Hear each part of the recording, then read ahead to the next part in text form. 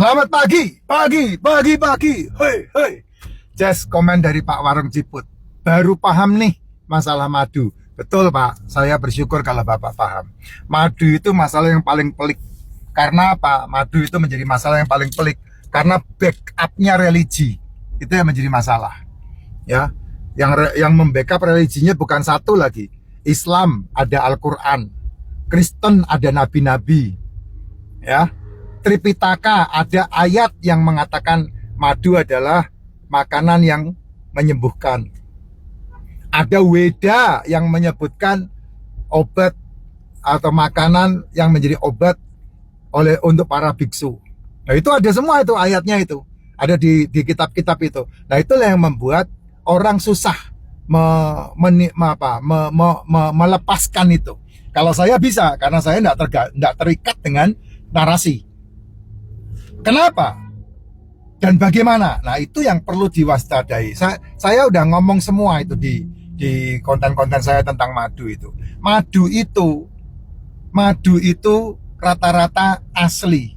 Boleh dibilang kalau dinamakan madu semuanya asli. Kenapa? Karena tidak ada seorang pun yang bisa membuat madu kecuali lebah.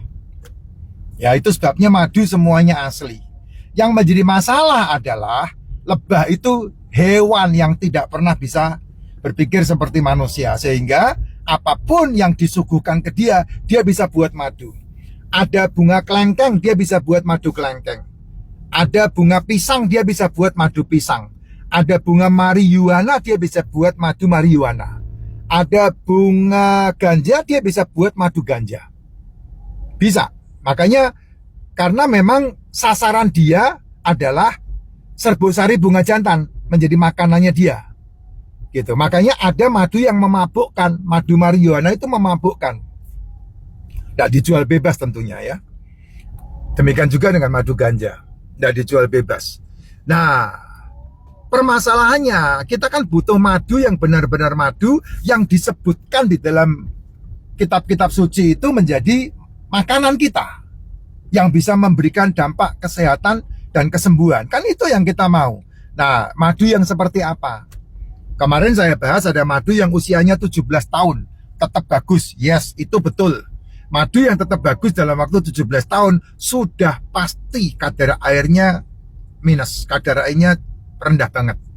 Ya, kalau kadar airnya di atas 20%, di atas 17%, nggak mungkin bisa kuat. Mesti asam madu itu. Kenapa? Karena ada kadar air di situ, gitu. Ya, semua madu asli, tapi tidak semua madu bagus. Kok bisa? Ya karena tergantung kadar airnya. Nah, yang kamu temukan di toko-toko penjual madu itu rata-rata minuman berasa madu, bukan madu yang dijual. Minuman yang berasa, beraroma, bertes madu. Itu masalahnya. Gitu. Nah, saya menyebutkan kalau kamu pengen tahu madu bagus, ya saya tidak menyebut madu asli lah sekarang. Madu bagus, madu itu kamu harus uji ke Sukovindo. Kamu tes kadar airnya ada berapa.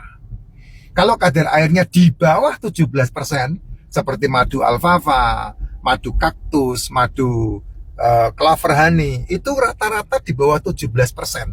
Sehingga harganya pasti menyentuh 1 juta. Pasti, nah mungkin tidak. Gitu. Kalau kamu beli madu 30.000, 20.000, aduh apa yang kamu harapin, Jess? Gitu. Ada harga pasti ada barangnya. Nggak mungkin tidak. Ya, itu sebabnya ada madu yang harganya sampai 8 juta. Ada madu yang harganya sampai 15 juta. Itu semuanya bukan omon-omon. Kamu harus cek kadar airnya yang membuat harganya tinggi gitu. Nah, madu itulah madu yang bisa dipakai untuk pengobatan, aman dikonsumsinya. Karena apa? Karena gulanya bukan gula glukosa, ya, karbo yang dimaksud itu, tapi gulanya adalah gula sakrosa. Gula sakrosa, gula fruktosa, itu gula yang sangat kecil sekali dibutuhkan oleh tubuh yang kamu bisa minum. Karena gula sakrosa itu dibutuhkan oleh empedu, gula fruktosa itu dibutuhkan oleh liver. Nah, daripada kamu makan buah, daripada kamu makan jus, daripada kamu makan sayur, madu 1 sendok ketika siang hari itu pas, cocok gitu. Makanya madu bisa dimakan setiap hari. Caranya seperti itu. Tapi kan masalahnya mulutmu itu damjak. Mulutmu itu rakus, celutak orang Jawa bilang. Kenapa? Karena apa saja dimakan. Ya kelebihan akhirnya. Fruktosanya kelebihan, sakrosanya kelebihan, glukosanya berlipat-lipat. Kenapa ya? Karena satu hari makan sampai 3 kali. Gitu. Ya terus kalau begitu mau diapain lagi? Ya sudah, kamu diobati pasti. Kamu akan dimanfaatkan menjadi objek farmasi. Nggak mungkin tidak. Nah katanya kamu pengen bebas OPAT. Katanya kamu nggak mau di farmasi. Ya tapi kamu nggak bisa mengerem makananmu. Ya, orang yang sehat di usia sekarang ini, di zaman sekarang ini, orang yang sehat adalah orang yang sedikit makan dan banyak gerak. Itu sudah pasti sehat. Gitu. Kayak saya nih. Makanya saya berani ngomong banyak. Sampai saya dimaki-maki, dihujat-hujat, saya diem aja, nggak pusing saya. Gitu. Karena apa ya? Karena udah terbukti sama tubuh saya. Dan terbukti sama ribuan orang yang udah ikut-ikutan dengan saya. FOMO yang ikut saya, itu FOMO yang baik loh. Daripada kamu FOMO ikut Timothy Ronald, kamu rungkat pasti. Kenapa ya? Karena kamu nggak ngerti strategi Timothy Ronald. Kamu pengen jadi kaya, jadi triliuner seperti Timothy Ronald. Tapi kamu nggak pernah menjalani kehidupan seperti Timothy Ronald. Ya rungkat, kamu cuma ikut-ikutan. Nggak bisa. Nah, sekarang nuntut-nuntut tuh kayak begitu tuh. Ya itulah mereka itu kayak gitu.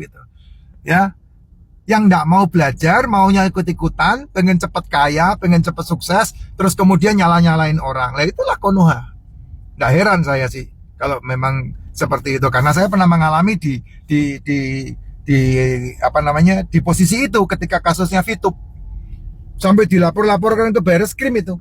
Kami di sidang di Bareskrim, ya nggak bisa dituntut. Gimana orang kamu ikut sendiri kok, duitnya pun di rekeningmu sendiri, kamu pasang-pasang sendiri kok. Gimana kamu nuntut orang yang ngajarin kamu? Ya salah. Kalau begitu kamu lulus kuliah nggak bisa kerja, ya kamu nyalain dosenmu. Ya nggak gitu caranya, Jess. Gitu loh, Pak. Ya, ini masalah madu ini penting banget untuk dipahami betul-betul. Sehingga Bapak Ibu bijak. Jangan percaya buta dengan omongan-omongan yang mengatasnamakan ayat-ayat itu. Jangan percaya buta. Karena apa? Karena nanti yang kena masalah kamu, dan ketika kamu kena masalah, pasti masalahnya diabetes, pasti masalahnya ujung-ujungnya cuci darah. Ya, buta kamu nanti. Ya kamu akan terseret ke sana. Apakah mereka tanggung jawab? Nggak bakalan tanggung jawab ikut-ikutan. Kamu yang seumur hidupmu di farmasi gitu. Contoh nih, sebentar lagi mau puasa kan? Nah ini saya harus membuat konten khusus nih. Puasa, orang tanya sama saya sebenarnya malas jawab. Karena kamu pasti cocok-cocokan dengan religi kamu, kata guru-guru kamu. Nah, itu kalau udah ngomong begitu susah saya. Biasanya nggak cocok dengan ilmu kesehatan. Gitu. Tapi kamu mengatasnamakan nabiku, susah kalau udah ngomong begitu. Nabiku juga makan madu masalahnya. Ya susah ngomongnya enggak begitu gitu. Tapi kamu harus paham betul tubuhmu itu butuh apa gitu. Berbukalah dengan yang manis-manis. Sesat itu iklan. Tapi kamu ikutin. Katanya karena seharian tidak makan. Justru karena seharian tidak makan itulah kamu harus mengisi tubuhmu bukan dengan energi, tapi mengisi tubuhmu dengan nutrisi. Yang paling cocok kan minum racikan Makcin. Saya yang promosi malah. Gitu. Bukan minum yang manis-manis. Justru itu memicu insulinmu langsung naik. Ya, akhirnya kamu terfarmasi di situ. Nah, itu kesalahan-kesalahan kayak gitu. Orang yang mengikuti puasa Ramadan seperti cara saya, oh mereka lebih sehat. Beneran. Apa itu, Pak? Tidak sahur, tapi cukup minum saja. Tidak sahur, cukup minum saja. Jadi sahurnya itu hanya minum saja. Minum racikan Makcin ya, dan makan suplemen. Suplemennya ada 6 itu yang saya tunjukkan. Ya kalau enggak ya enggak kuat kamu lah. Karena tubuhmu kan butuh nutrisi. Minum suplemen, sahurnya. Nah, buka puasanya baru kamu makan. Ya, minum racikan, makan telur 1, makan telur 2, makan telur 3. Terus taraweh, pulang taraweh kamu makan. Nah itu yang betul kayak begitu. Ini kan kagak, baru jam setengah 6, jam 6 kurang seperempat udah antri di restoran. Nungguin aja kayak orang. Itu bukan puasa, Jess, maaf ya. Itu ranahmu sih, tapi saya karena ditanya jadi saya ngomong. Itu bukan puasa itu. Beneran. Puasa itu menahan nafsu. Tapi ini kamu